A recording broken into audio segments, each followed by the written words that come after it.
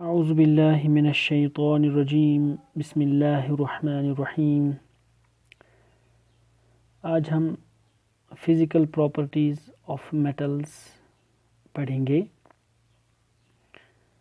तो सबसे पहले मैं आपको बताऊं कि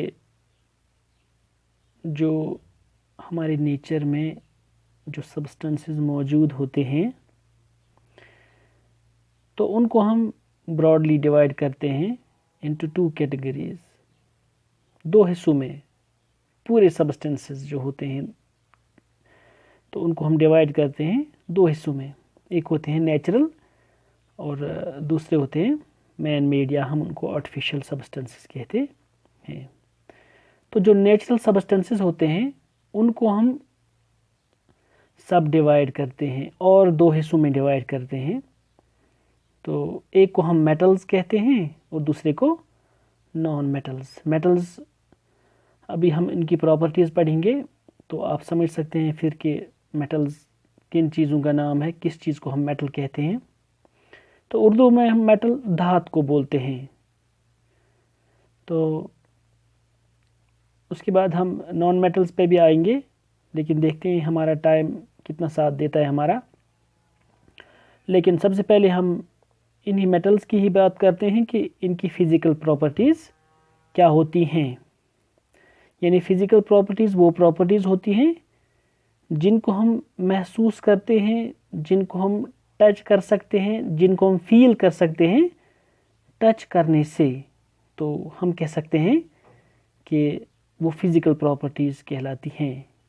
या मैं ऐसे भी कह सकता हूँ कि जिससे किसी सब्सटेंस की प्रॉपर्टीज़ या उसकी जो खासियत होती है वो चेंज नहीं हो पाती है।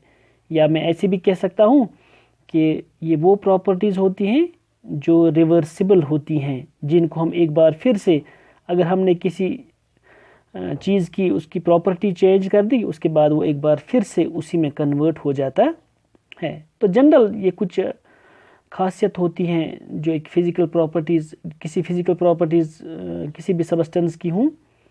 तो सबसे पहले हम मैलिएबिलिटी पे आते हैं कि मैलिएबिलिटी क्या होती है। ये पहली प्रॉपर्टी है, पहली फ़िज़िकल प्रॉपर्टी है मेटल्स की, जो मैंने यहाँ पे लिख के रखी है, मैलिएबिलिटी।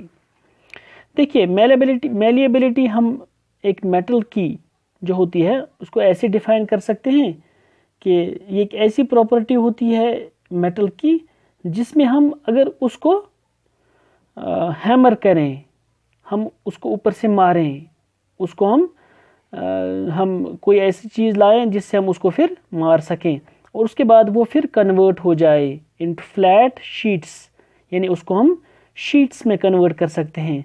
सपोज़ अगर हम कोई ब्लॉक लाएं, सपोज़ एल्यूमिनियम का कोई ब्लॉक लाते हैं हम, और उसके बाद हम ऊपर से उसको मारें, हैमर से मारें हम उसको, और अब देखोगे कि कुछ टाइम के बाद वो फ्लैट हो जाएगा, वो शीट में कन्वर्ट हो जाएगा, एक शीट में कन्वर्ट हो सकता है वो। तो हम कह सकते हैं कि वो एक मेटल है। फिर इसका मतलब है कि ये मेटल्स जो होते हैं इनको हम अक्सर मेटल्स, हालांकि एक्सेप्शंस हर किसी प्रॉपर्टी में यहाँ पे है, लेकिन मैं इन जनरल बात कर रहा हूँ, तो इनको हम ये फ्लैट शीट्स में कन्वर्ट कर सकते हैं।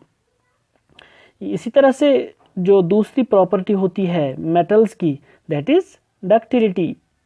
तो डक्टिलिटी वो प्रॉपर्टी होती है मेटल्स की जिसमें हम इनको थिन वायर्स में, यानी जिस तरह से हमारी ज्वेलरी होती है, आप देखते हो कि वो थिन होती है, यानी वो तो मतलब जब हम उनको नेचर से निकालते हैं वो वैसे नहीं होते हैं। उसके बाद हम उनको मेल्ट करा के, उसके बाद उसकी जो शक्ल होती है उसको चेंज करा के उसको हम थिन वायर्स में कन्वर्ट कर सकते हैं। या जो एल्यूमिनियम वायर्स या कॉपर वायर्स जो होती है हमारे घरों में मौजूद होती हैं, वो वैसी नहीं होती है एक्चुअली। तो जब हम उनको स्ट्रेच करते हैं, जब हम उनको खींचते हैं, तो हम देखते हैं कि वो थिन वायर्स में कन्वर्ट हो, यानी जिस तरह से तार जो होती है हमारे घरों में जो दाखिल होती है, तो वो उसको हम स्ट्रेच करने से या हम उसको कन्वर्ट कर सकते हैं, इन तारों में या वायर्स में कन्वर्ट कर सकते हैं।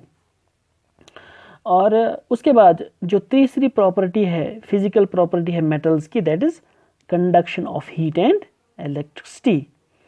तो ये मेटल्स जो होते हैं इनकी एक और फिजिकल प्रॉपर्टी है ये कि जो मेटल्स होते हैं ये गुड कंडक्टर्स होते हैं हीट के। यानी जब आप एक फ्राइंग पैन को लोगे या कोई ऐसा बर्तन लोगे जिसको आपने सपोज एलपीजी गैस जो कुकिंग गैस जो होता है हमारा, उस पे वो हमने रखा हो और वो जल रहा हो, तो मतलब उस वक्त क्या होता है, फिर जब हम उसको टच करते हैं तो हमें काफ़ी गर्मी महसूस होती है, हमारा हाथ भी जल सकता है उससे। ऐसा क्यों? ऐसा इसलिए क्योंकि जो मेटल्स होते हैं उनको हम एक जगह, अगर जो कोई चीज़ जल रही हो उसके बाद उसके साथ वहाँ पे इन कांटेक्ट में आ जाए और उसके बाद हम किसी और जगह इस चीज़ को टच करें तो हम उस गर्मी को महसूस कर सकते हैं। तो इसका मतलब होता है कि ये कंडक्ट करते हैं हीट को, और उसके बाद हम कह सकते हैं ये गुड कंडक्टर होते हैं इलेक्ट्रिसिटी के भी।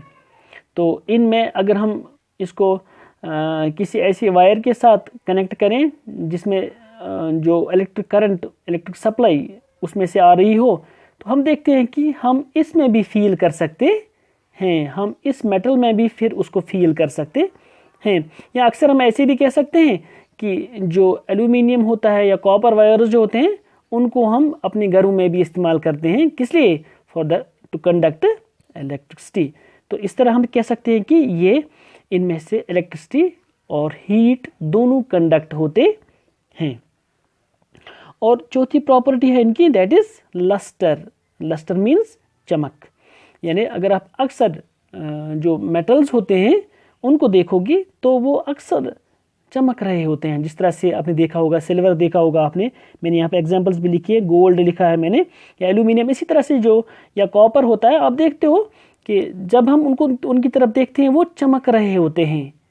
लेकिन अगर आप इसके बरक्स जो नॉन मेटल्स होते हैं वो वैसे नहीं होते हैं, वो उनमें चमकीलापन होता है, या हम ऐसा कह सकते हैं दे आर लस्ट्रस। और उसके बाद फिर नेक्स्ट जो प्रॉपर्टी है मेटल्स की, that is hardness and density. यानी जो मेटल्स होते हैं ये काफ़ी सख्त होते हैं। अगर आप एक एल्यूमिनियम के एक पीस को हाथ में उठाओगे, या कॉपर का एक कोई पीस उठाओगे, या गोल्ड का उठाओगे, या इसी तरह से आप आयरन का उठाओगे, तो आप देखते हो कि वो काफ़ी सख्त होते हैं, उनको आप मोल्ड नहीं कर पाते हो, उनको आप बेंड नहीं कर पाते हो इतना ईजिली।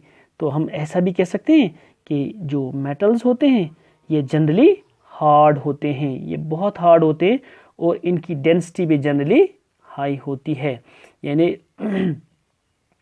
जब हम मास और वॉल्यूम इनका देखते हैं, वो आप दूसरे चैप्टर में पढ़ोगे, तो जब हम इनका जब हमें किसी चीज़ की डेंसिटी निकालनी हो तो मास हम वॉल्यूम उनका देखते हैं, तो उस हिसाब से जब हम देखते हैं उनको, उनकी डेंसिटी काफ़ी ज़्यादा हाई होती है। तो हम ऐसा कह सकते हैं कि जो मेटल्स होते हैं ये काफ़ी हार्ड होते हैं और इनकी डेंसिटी भी काफ़ी हाई होती है।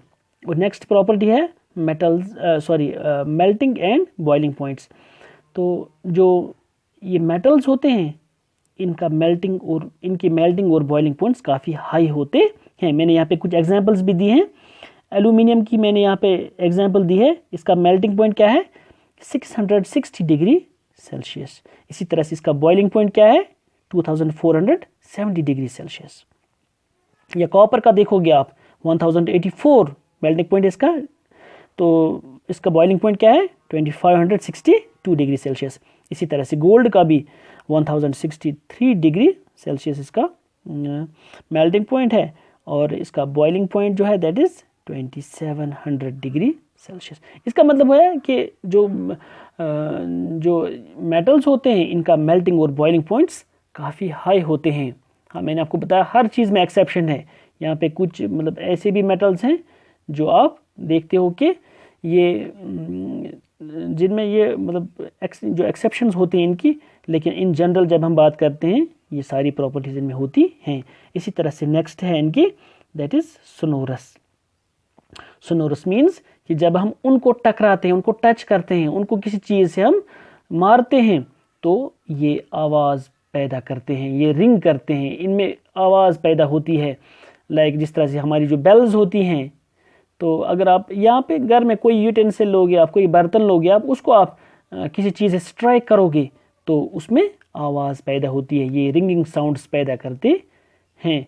तो ये भी एक प्रॉपर्टी है मेटल्स की, तो ये ऐसी आवाज़ पैदा करते हैं। और एक प्रॉपर्टी है इनकी, ये जनरली सॉलिड्स होते हैं रूम टेम्परेचर पर। अगर आप किसी भी मेटल की यहाँ पे बात करोगे, एक्सेप्शंस हैं, मैंने आपको ऑलरेडी बताया एक्सेप्शंस हैं इसमें, लेकिन जब हम जनरल जो सॉलिड्स की मेटल्स की बात करेंगे तो वो सॉलिड फॉर्म में मौजूद होते हैं। एक बार फिर से मैं आपको एग्जाम्पल बताऊँ एल्यूमिनियम की, कॉपर की, गोल्ड की, सिल्वर की, है ना। तो ये ऐसी एग्जाम्पल्स हैं जो हमें ऐसे भी दिखता है कि ये सारे सॉलिड्स होते हैं एट रूम टेम्परेचर। तो इंशाल्लाह हम कल इन मेटल्स की केमिकल प्रॉपर्टीज़ के बारे में बात करेंगे। तो आपसे तब तक इजाज़त चाहते हैं। अल्लाह हाफ़िज़।